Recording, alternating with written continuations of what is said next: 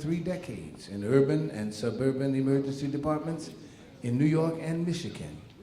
He has also consulted in the field of interpersonal communications in healthcare, business, and other organizations. His medical career has led him to investigate the relationship between broken family life, health, and trauma, childhood suffering, and blighted communities. Dr. Ross has worked closely with community leaders seeking solutions for the pandemic collapse of marriage and family life, which he sees as a major source of illness, trauma, and widespread social and economic travails. Having been blessed to converse with him in another city, at another gathering like this in private, I am convinced that this man is very, very serious about holistic medicine, not just physical, but spiritual and mental as well. Would you please receive warmly Dr. Michael P. Ross.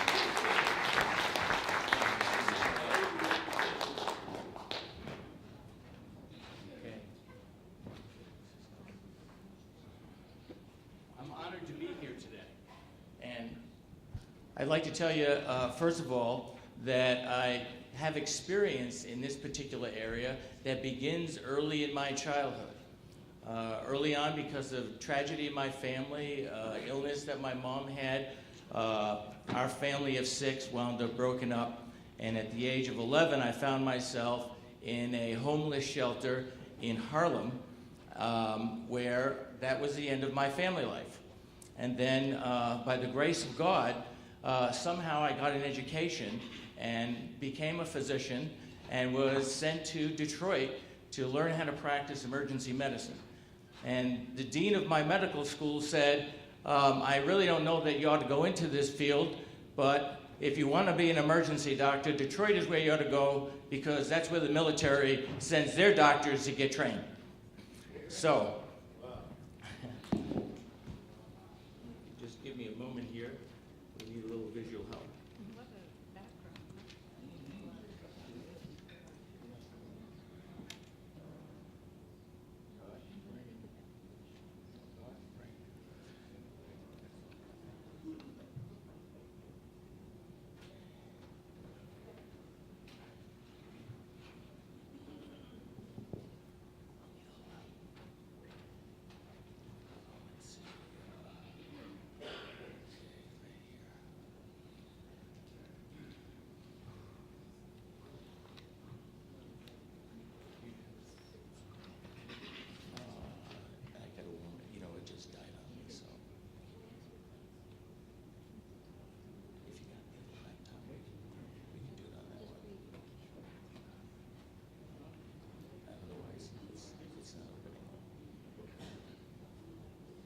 All right, we're having a little bit of technical problem with the overhead here.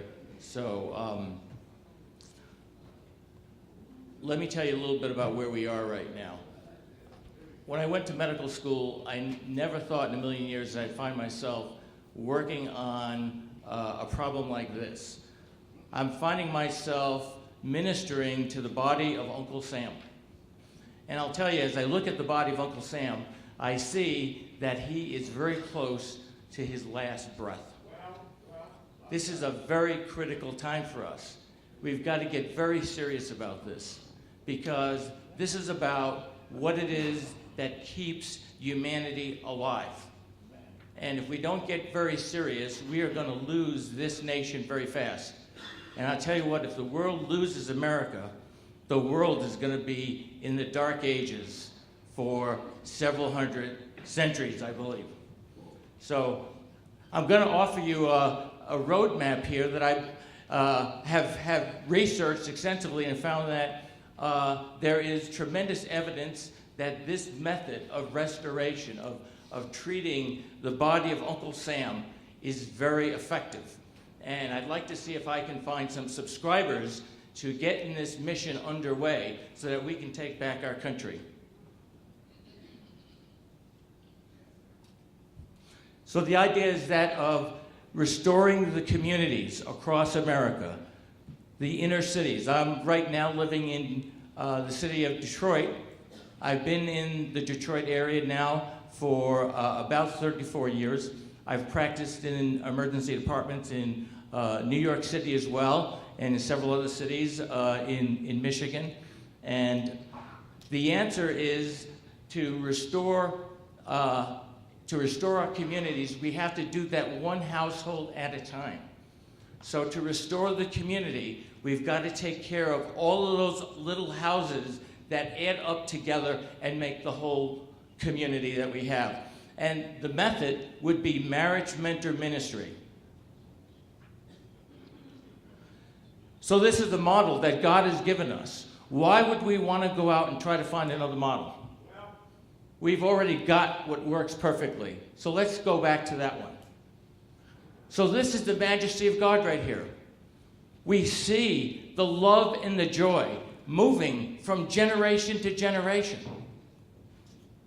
You can see, you look at some of those Eastern people, and they look back to their ancestors. They'll look back 1,000 years, and they're still revering their ancestors today, because 1,000 years ago is very relevant to today, and this is how it happens.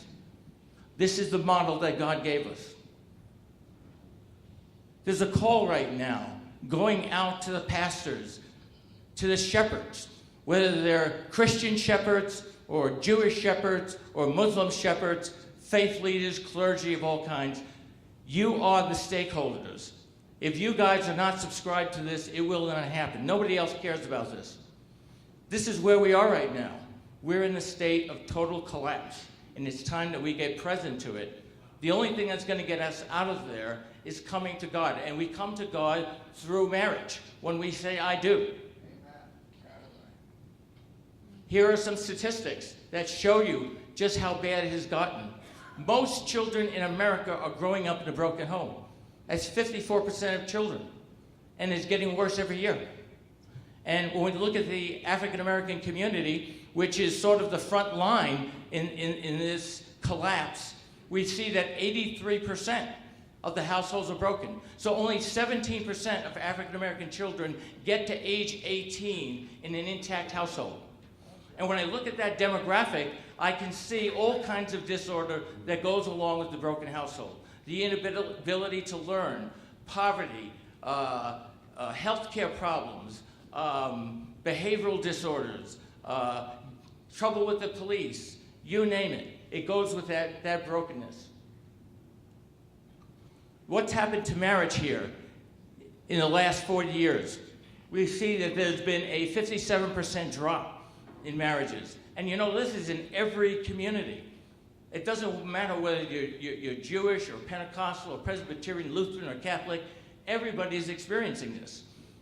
In the Detroit metro area, where we have the 6th largest Roman Catholic diocese in the United States, the marriage rate has fallen 50% in just 10 years. And the baptismal rate has fallen 50% in just 10 years. In the Roman Catholic Church in the Archdiocese of Detroit. That's really falling apart. We see that cohabitation has taken over as a new form of marriage. And we look at the children that are born out of wedlock, and 58% of those births are accounted by people that are shacking up, that living together, cohabitating. But we see that the failure rate for that arrangement is about 90%. It does not work.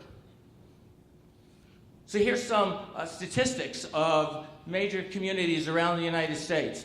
We look at the city of New York, 49% of the minor children in households in New York are in broken households. Wow. Chicago, 48%. We look in Detroit, where I'm at, and 24.7% of the households are married households. All the rest of them are broken. We look at El Paso, Texas, which is kind of interesting. I'm going to talk a little more about that. El Paso, Texas is the 3rd poorest metropolitan area in the United States. We're talking about a large city. The city of El Paso is the size of Detroit. Now, I live in the city of Troy, which is 5 miles north of the city of Detroit. And you see there that 82.7% of the minor children that are in that city are in marriage situations. Wow. And if you look more closely at that city, you'll see all kinds of other things that are working right as a result of that. Mentoring for marriage is what I'd like to propose. Mentoring works if you want to train a carpenter, and you want to train a plumber, you want to train a surgeon, you want to train a musician, you want to train a singer or a teacher. Mentoring works. It's a proven modality. Why wouldn't we want to use that in marriage? Well, heck, back in the day, a few thousand years ago, and for some time, that was how people learned how to get married. They watched their mom and their dad, and when that day came to say, I do, there were all kinds of people that were ready to show them the way, how to do it. Well, nowadays in America, where there are very few married people, how are you going to learn how to do this? You need someone to help you. So let me tell you a tale of two cities. We've got a southern border city, the city of El Paso, third poorest, fourth most violent large city in America back in the early 90s. And then we got a northern border city, the city of Detroit. And you can see from the statistics here that these two cities are about the same size. This is our city of Detroit. And here's what happened in El Paso. By the inspiration of a businessman who was in his church one day looking at all the disorder in the community, from people not getting married and children getting shot and killed and all of the bad mayhem going on in El Paso, he said, Lord, what do you want me to do about this? I can't take this anymore. And his inspiration was, let's get some prayer going here in this community. And so he went around the community to see if he could get people who would be interested in getting organized prayer. People praying in their own communities, whether they're Lutheran, Pentecostal, non-denom, Baptist, whatever. And also to get those people to come out of their silos and pray together, regardless of what their religion was, to ask for restoration of our community. And out of that, a clergy roundtable developed, where clergy were getting together twice a month for presentations on how to make the congregations work better, to get more volunteers, to raise more revenue. And out of that, they came up with a project. And the first project that they came up with was, how do you get the Word of God around? So this is the city of El Paso. Once they started this project, it kind of kept going. All of those relationships became leveraged to get projects going. And ultimately, the fourth most violent city in America became the safest city in the United States. And for the past 4 years, this has been the safest large city in the United States. How did they do it? Well, I discovered this story of El Paso by accident. I was reading an article in the Wall Street Journal I just happened to pick up, and I saw something there, and I started to pursue it. It took me a couple of years before I found Barney Field, who was the guy who had the inspiration. And I interviewed him over and over and over again, and then finally I invited him to come to Detroit and tell us, how did this happen? And so he said, well, it was a united 3 Ps. And he said, first of all, he said, you got to get the people united. You got to get the clergy to come together and be united and to work together with each other, to get out of their houses of worship and to come together in the public square. Form a clergy roundtable, he said. And then he says, you got to pray. He says, that's the foundation. Unless you're speaking to God, you're not going to be accomplishing anything. So you got to pray together. And then he says, projects. So after this project for, they called it the Year of the Bible in 1994. How can we get the Word of God out everywhere? They even went to the newspapers and they got them to add a feature, 18 lines of verse, cover the whole Bible from January 1 to December 31st. Then they got really feeling good about that, and then they took on the year of marriage to look at the fact that there was no marriage down there in their community. And that's how they got to have that success, where the divorce rate dropped 80% in 5 years' time. Can you imagine that? Do that in any other city in America. 5 years, drop the divorce rate 80%. So we decided we're going to try and emulate what they did. So we've been doing some conferences to get this idea around in Detroit. We've been doing this for a while now, but we systematized this about a year ago. And on September 6th, We organized multiple tributaries of Christianity, and we even had a Jewish congregation also that went to the Capitol steps in Lansing, and we had the Roman Catholic bishop from Lansing there. We had leaders from the Lutheran community, Assemblies of God, inner city Baptists, outer city Baptists, non-denoms. They all came together and we prayed together for about 2.5 hours. So then we decided to, and we're still working on trying to get this prayer initiative going around. We need a lot of prayer because we're going to lift up the city of Detroit. I'll tell you more about that. So the next thing led to a project, you know. Let's imagine a Great Lakes miracle that begins in Detroit. We're going to have the miracle of marriage in Detroit. We're going to launch a movement, the Marriage Mentor Ministry Movement, the 4M movement. And we're going to form a community restoration agreement, community by community. So we're going to break down the community into multiple small communities, and we're going to see if we can get clusters of clergy together. Can we get 25 pastors to come together and sign an agreement that they're going to implement marriage mentor ministry in their community? And they sign that agreement, they send out press releases, they have a lot of fanfare about it, and then you have training. The pastors bring 4 to 8 couples from their congregation that'll take the training to do the mentoring project, and then you get started with the mentoring. All right. So this is what mentors are. They're everyday couples. The whole idea is to offer empathy and information, to share the benefit of what they've learned in life. And they start with an instrument called the Prepare and Rich Inventory, which is a customized instrument that gives the vital signs of the couple. And it would tell the mentor couple what this couple is about and where to go, where to begin the process of preparing them for marriage, or the process of getting them back on track if they've gotten off track in marriage, to restore their marriage or to get through a crisis.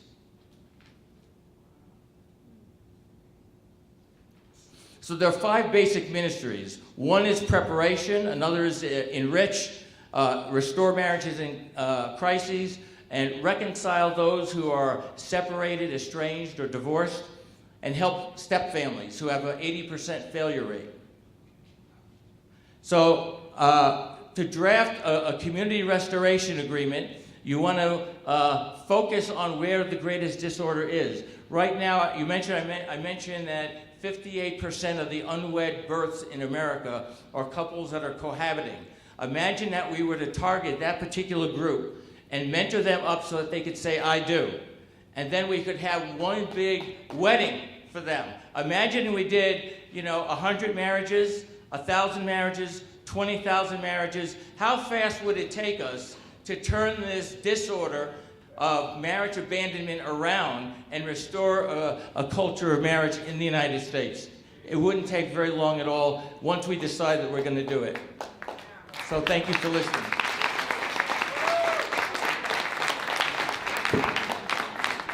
Thank you, Dr. Ross.